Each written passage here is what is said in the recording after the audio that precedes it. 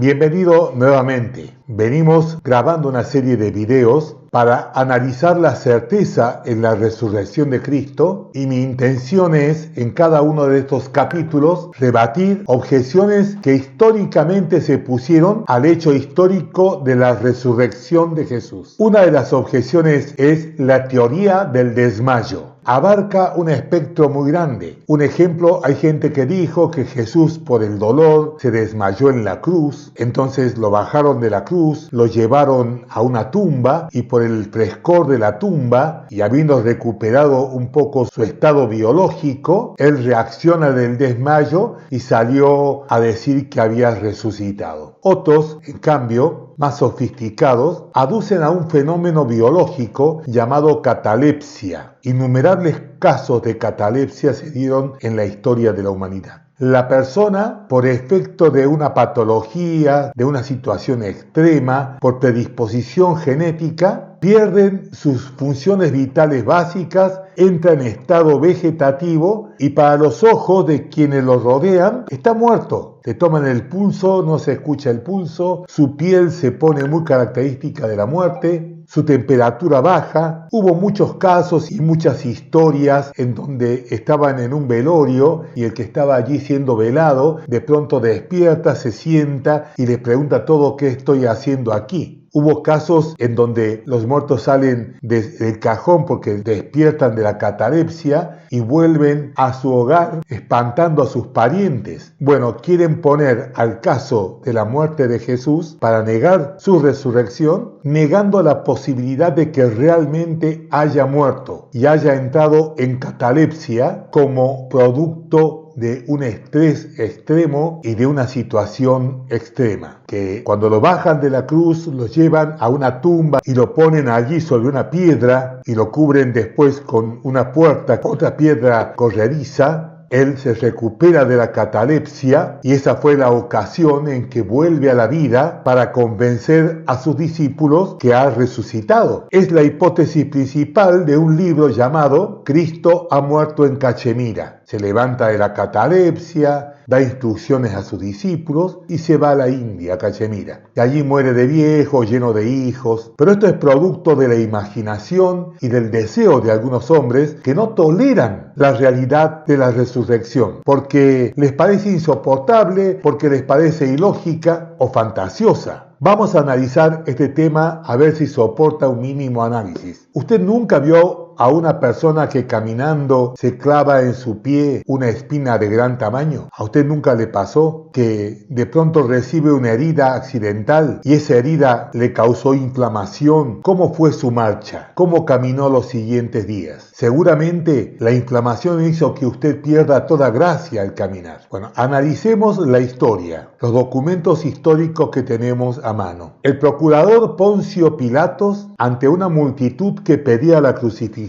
de Jesús y él no lo quería crucificar, mandó a azotar a Jesús con el látigo romano. Por lo general, el derecho procesal penal, el ius gentium, ponía como penas alternativas, prohibían las dos penas juntas, el azote y la crucifixión, porque el azote era invalidante. No quiero ser yo aquí morboso, no era un simple cinto con el que le pegaban, eran cueros trenzados con plomo en la punta y tenían una especie de huesos en el entretejido de esos cueros y se decía que el azote romano rompía los huesos con la punta de metal y rasgaba la carne, la desgarraba con esos huesos que estaban entretejidos entre la lonja de cuero. Provocaban una invalidez tremenda en quien recibía esos azotes. Los judíos tenían como ley 39 azotes, no más. Los romanos no tenían esa ley. La azotaban a las personas hasta que la dejaban inservibles, extenuadas, porque querían causar con esto mucha pérdida de sangre, mucha destrucción orgánica, para que los demás tengan terror, para obedecer y no recibir esa pena. Pilatos lo saca así a Jesús totalmente azotado, con su cuerpo destrozado por el azote, y lo muestra a la multitud para que tenga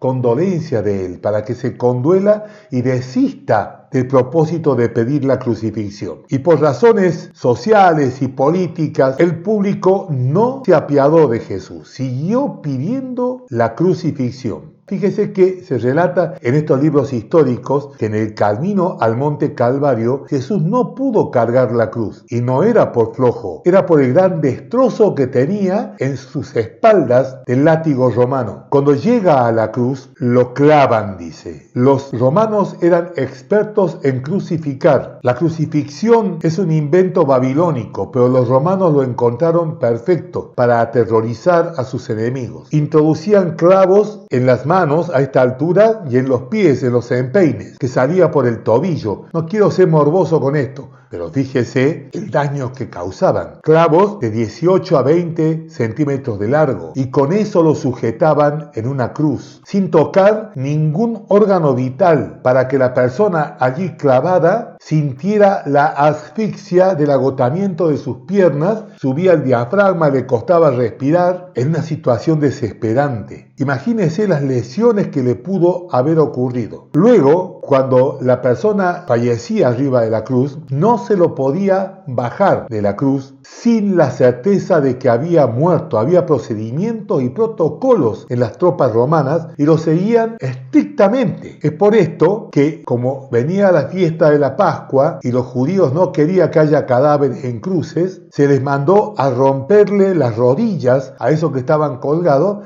cosa que no se pudiesen sujetar más y se morían de asfixia. A Jesucristo, este hombre que era experto en detectar muertos en la cruz, se aseguró todavía y metió una lanza en su costado, que lo atravesó y salió agua y sangre. Y en ese estado el cuerpo de Cristo es bajado y puesto en una tumba. ¿Creen ustedes que una persona en esas condiciones es capaz de levantarse por catalepsia y poder moverse de un modo para convencer a sus discípulos y a una multitud de gente que ha resucitado? Inevitablemente estaría encorvado, estaría destrozado, caminaría cojeando, casi arrastrándose. Las personas con ataques de catalepsia que vuelven en sí en situación normal necesitan días para recuperarse, días, semanas, meses. Son reales despojos humanos en la primera etapa. Imagínese un hombre que entró a la tumba, fue llevado en estas condiciones. Levantarse, burlar la guardia romana que estaba allí, llegar caminando al aposento donde están los discípulos y convencerlos de que ha resucitado y de que está en gloria. Imposible. Hace falta más fe para creer esto que para creer en la resurrección literal de Jesucristo.